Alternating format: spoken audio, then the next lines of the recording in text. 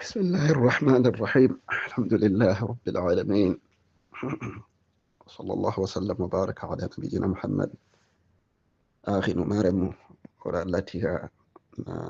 إن شاء الله نبي من كما كنا ينبغي كدفاع عن السنة وأهلها كهو بركنت كما ورغسو كوني قال كم موردنا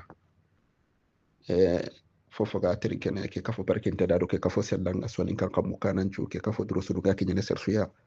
oɗan kuñinan kere kadi to kuñindenga o Allah ñagana o ka kera so kala gunte ɓeedi Allah gana bati kuragoɗan ngani ni ña halis alli wajehi Allah gano halasindi no tongunta ko halasi en nogondi Allah nta takke kini shetane e gollu kodi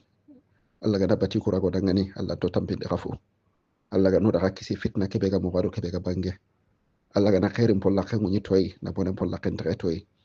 sonin kan lemu o Allah ñagana sun kaso ke na su men den na hondo islamin lamben dangane wa akhi huru sarana huru islamin purencu Allah ganna ya pasu maga Allah ganna hinna suya Allah ganno kan num poro bakka jahannaba imbenga ona ta susu ko man tan ngara ka bismillah ka program kala mun tebe go maga o ga warene tuanu kane kataray kota lenki tuana kala mun tewo maga o xaram ko xore ke gani Sheikh Alhaji Aminata Darame hafidhahullahu Ibrahima Faba tare tamundo banadi ka aki Muhammad Faba Musa Yafa nangare kharab mo kane kenya gani Ibrahima Faba Alhaji Aminata Darame na bugu Dramani tirninde be go maka kenya ne tirninde tamundo banandi nga kattaw kharab mo ya kenga wala halaqe kamma kenga ni sukuriya nga o gara mo kala ngonte onati kan hikma gana na suguringa na dabari suguriyenga kan hikmanati aduna nyilla gadi na suguri kenna alelandi na tardandi na dugundi katta la hajirin tintoyenti na ngasi suguri ni hani mane ga hikmana ken qadi kendo mane ga hikmana nanjo huturiyenga na ngase huturiyenga lama ki bitengaro ane kiyenga na kheluba ane tan nam puturi yo kutirne ndo sikki wa meno gondi aho hananga mani ga hikmana suguriyanti serenna magati anken anke haringa masuguri sumentin tampinde ni kende haringa masuguri iyo farenga tonan suguri mani ga hikmana suguriyanda ndi hellani ngani kebeya na suguri yake na ngasi sugurni hane na ngiri kanan anan nyige nantin suguriya ken kana wasenyana mani ga hikmana ken kadi sikandinga mani ga hikmana nan qorti huturiyenga ayane kiyenga na khanu bane tan nan chubun ko tan ngasa walla ma huturo ngasalli mani ga hikmana ku no gondi kiaro tirni nga katogram mo kallangun tenga ayagani Ibrahima Faba Alhaji Aminata Darame na bugu Dramani جزاه الله خيرا فليتفضل مشكورا. السلام عليكم ورحمة الله. بسم الله الرحمن الرحيم. وعليكم السلام ورحمة الله وبركاته. لكم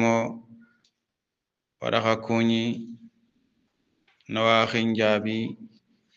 تم مسلماخون كوني دن جابي دونا أخرم مغو محمد فابا Musa Yafa Allah ganna tangodang aga safet daga be kama group be kama osuka ken ko fo barken tan ko nga ataqan ad-difaa' an sunnati wa ahliha ko fokr sangan Sheikh Abu Ruqayya Zaid ibn Amr koita aga baka Mali jafun sambankani ataqon tanga France lenki Allah komo o akhi kedo kharam mo Muhammad Faba agani Musa Yafa agarotin itinnu beya hikma be gai seren nan wasu suhurni fene ado hikma be gai seren na awa anna an sumun kutu jawe kiyen ana khalu ken koda o yo kharamo wakitin ne ke jabini ti otwa hulla nyaranga walla nyanga ti tokoninga adama ka kutana ngi surungani kala nguntongani Allah gado ogom agalla ganno gom ni sawaba wana jabiniti Allah fare sallallahu alaihi wasallam abe gana karamo ya khengan kona nyati akembe ya a sukri kammo a futri kammo wana golno utuno nyai utuno kuma dangi no kwa utuno kuma dangi no kwa agam poso awa Allah farni sabne ngada igollu nyama ko be fasangon tawo be ga awa sukhuri nan sukhuri na dugundi fasangon tawo be ga faran ne kembangandia Allah fare sallallahu alaihi wasallam ada bangan nanti ana sahada sanyani ajabi faran ya sallallahu alaihi wasallam tasahharu fa inna fi suhuri baraka qasuhuri suhuri am bayde baraka ngayde nanti ngela wondu dan kiyeke kundu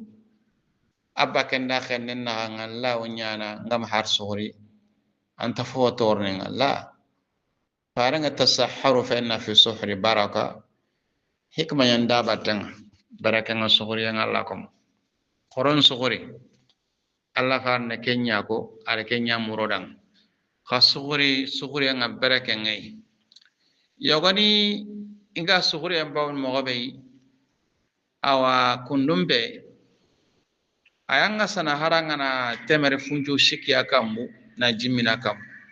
ayanga sana anna jirang wali tagan nemini anga sana awa fofo afonne anna kenya suguringa gadagandanga kenga ngasana anna yana kambire mogar kembanga nandanga ke awa harese be yogarna bangande ke falle anga famu nanti baragi lenda awa sugurendo sallenna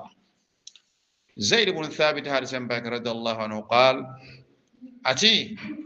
تسحرنا مع رسول الله صلى الله عليه وسلم أتو الصغر كيفنا الله فارنغا تيجانو كيزاغا فارنغا ما ثم قمنا إلى الصلاة كم بلوغ ركات سلنغا قيل إتيادنا كم كان بينهما سلخلن سلنغا من نمي حقينينغا قال الله فارنغا كسابي أغن زيد بن ثابت أتي قدر 50 آية تنكرك آية لنيرا كنيانا أو سخريندو سلنا تنكرك آية خران لنيرا أنا فاين قرآن ورد سوركو قل أعوذ برب الفلق آية كرجاني أنا كنقرا ليلة ما كنيخم بانغا أو na namman trompay da batenga na ken karatani tammi lanyar tani tammi haqqe kenga barabe utu kemme ya faga isukhuriyendo isallenna ke ko nanti o ku gara fa mo gabe deben no awa kulundawno be ga sorongun nanti ingiran sorin choro wali nangirna nyige kenga nyana dobu nyogone 3h demate wuron jenge yawoni faygile ken gatata ina jimini wala ina sombe mini wala ina logomoto ina sahu ke kama mbaga yige a khosrenge yige futron pale sohom balle aga sahu ken kama ngiga sohom balle nyaaka be ngamo gobede aranke mega 3h khasu amba alla faran sunnam bete kenga de alla faran ngati fa inna fi suhuri baraka suhuri nga baraka ngai anyana angar nyako agar nyako mo bankar nyana konnuye anna suhuri ngan dugunya na lelandi maro salawati ngantinto timiniti tammi do ko wala mi tammi la nyarame wala afeto ko nan tan na kan cikem bani a ngwese agana misale sallen na ga 6h nyai anga na yige pa 5h nga wonde tinando sunnan so kenga ba soro nyige mo gonin tabara yige mo yo kenna lelanta angana yogoni awa mi gan hatte nya jongina mi ken suba fana bo kembere ke Allah ko me aro yiga no be yiga nun tabana seren yogo e ken no fonne mi tan awa ken wasana nga futriyan e sugriyan sera way ma fo wor mara ken de bera mana safar raga na ken khata awa na mo ngo mundi ana kata min kesula o nyana gelli kiyan kan nem ballaka fini yogone kulna tiana ma awa sugur wakati nyagan kinye kembire sugur wakati ke kana kinye wala ntini farni sabe ni ngara sugure nya minitin tamino honga an ka banya kenga su an na suguri an sugure kenta sahana onta ken ko ngandande ken kuna fo siren ken ne kebe tan sugure ken na leleya arsal wakati na magalato sugure na leleya arsal wakati na magalato ken Allah farenga awa asuguri mo saben pagar bangandi nanti ikun suguri kefin Allah farenga awa kemba digiri kat sallen eretini nanti suguri wakati kenu sallen naga manne mella nyara inaga ati tankrege ay haqqe lanyara ken kon Allah kome anna famu kuno nanti bara gillenti do mena fotana harisa tan fa gara ala ban no daga nanti bara gillenti do mena ibn umar hadisem payke Allah taala gan dengan bakari fa basumagati kana li rasulillahi sallallahu alaihi wasallam ni farendanga tigaro kise kamma muaddinani sall khillano fillani farenda bilalun wa ibn maktum kusabani fillani farenga akiyen sallen qilli sun qaso ati farenja bi faqala rasulullah sallallahu alaihi wasallam Allah farenja bi inna bilalan bilalide yu'adhanu bil-layl bilal na sallan kalli wuronya ga khil waqt kebe awa ken ko nanti awa wuronya faranti fakulu washrabu khayge khammini hatta yu'adhana ibn maktum ma ke sabe kun magan sallan kiri aken salla aken kuna fingintanyani awa kiyarjati maron tarengati ولم يكن بينهما إلا أن ينزل هذا ويرقى هذا متفق عليه برا بيجني إلى من برا سمين غدانتانيا بلال نيانكا عبد الله ابن مكتوم خانانجي أنا وري كينا غانغالاتو لاتو أنداني ميتين تامنا كورغ الله كوم كيمبري كينا كويناتان نانتي سغورين نانيا دوغوندي نياي نا ليلاندي arsala waqtin nantindo nafamu alla komo keta awa suhuri ni kiyai ogara fonninne be kita baka foga be ndonga awa wana waseti kiya kewa haqlan da wasana wana ojo fillan da bari na fonne ko futuri en ka khibare alla komo Allah kan noro sawaba gomdi naam akhini kiane ojo fillandenga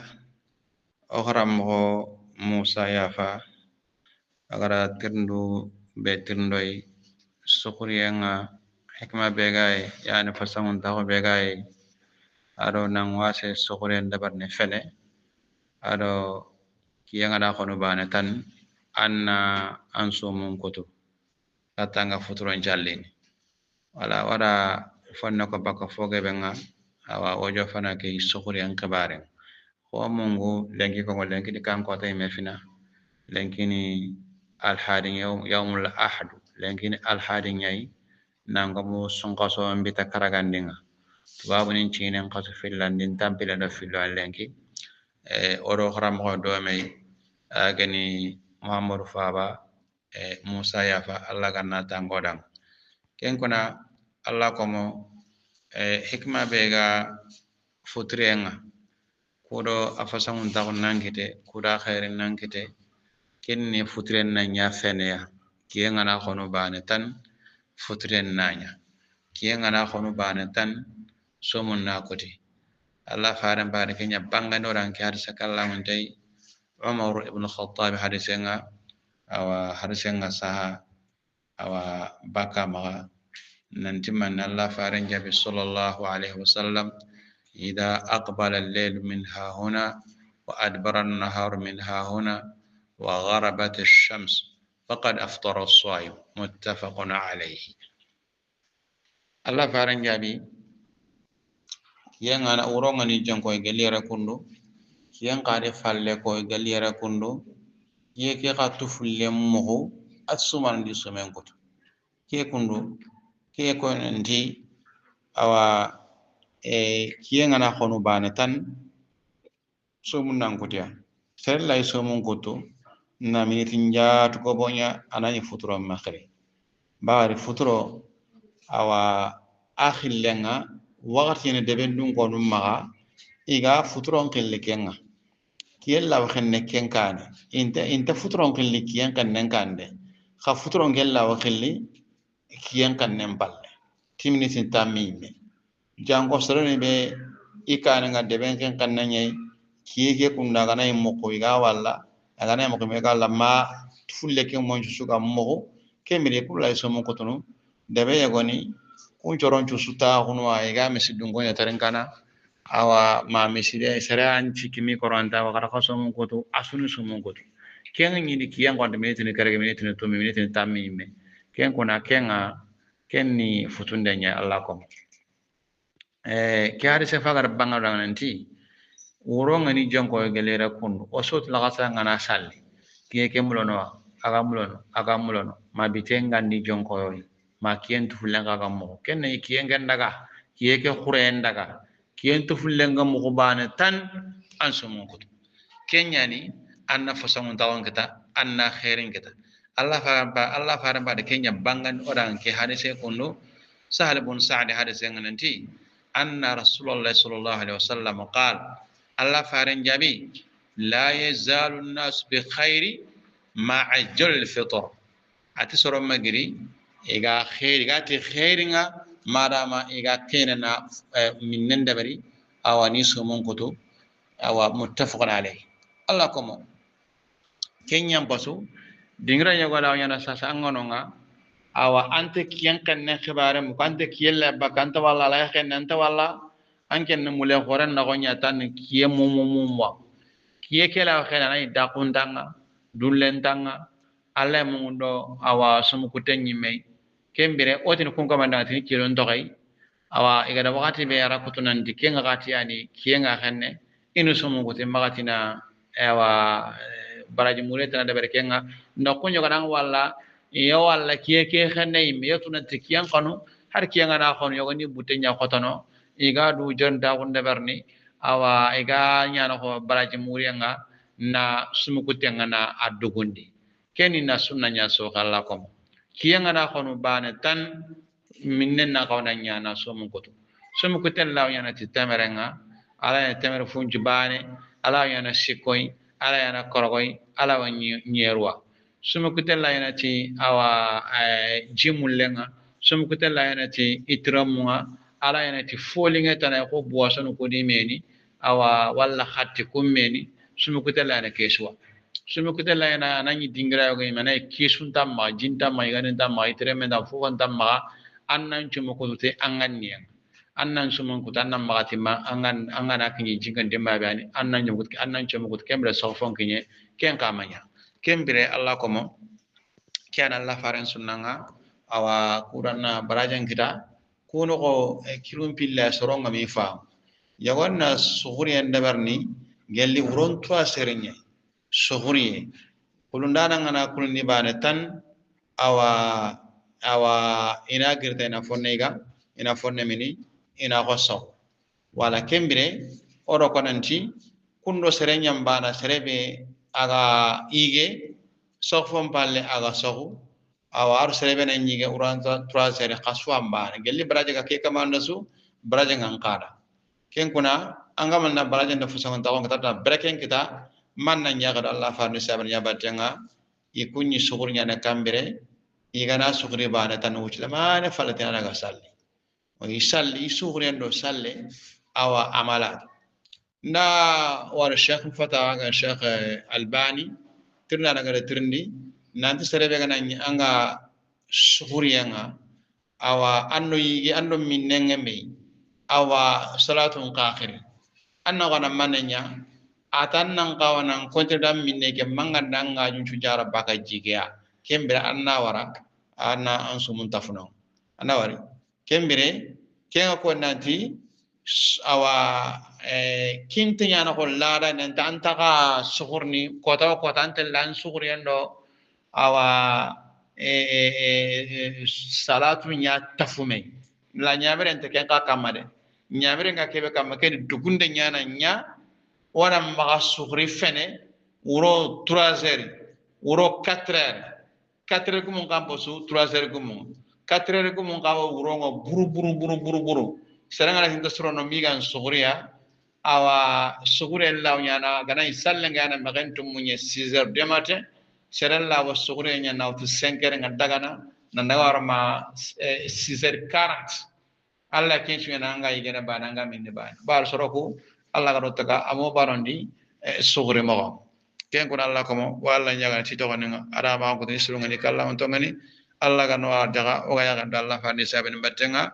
alla ganna khair nya wadanga o ga dumala mo be allah taala kutege fa alla gano yakundo mo fo sunda aljanna alla gana nya wada taqay kono fonno joti fon sunu jannaba allah gon da khasu kisay ti allah taala tun ka nga ara fona sawda kala nga assalamu alaikum wa rahmatullahi wa barakatuh